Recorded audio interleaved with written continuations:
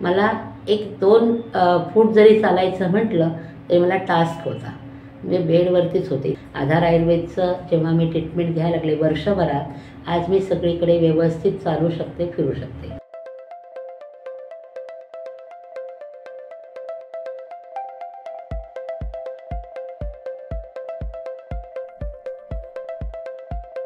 वंदना Purushottam Deshpande. 2021मध्ये corona जास्त होता. त्याच वेळेला मला करोनाचा सेकंड वॅक्सिनेशनचा त्रास झाला.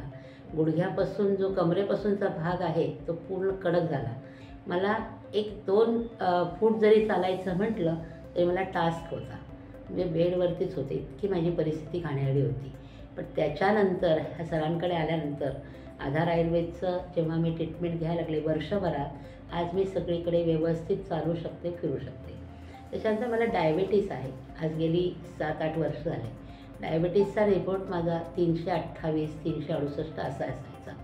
पण त्याच्यानंतर मी आता सरांच्याकडच्या डायबिटीसची औषधं घेतली. एक 15-3 आठवडे तर माझा आत्ता रिपोर्ट 86/136 इतका झाला.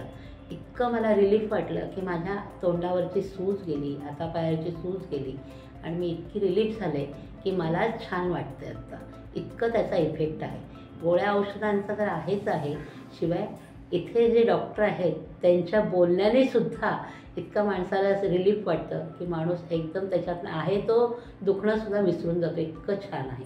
त्यामुळं कधी वाटलं की मी त्यांना फोन करते की मला असं वाटतंय की लगेच त्याच्यावर ते लगेच सांगतात की उद्या या, मी आता गोळ्या सांगतो. म्हणजे इतकं कॉपरेटिव्ह लोक असल्यामुळे या दवाखान्यात यायला खरंच आनंद वाटतो.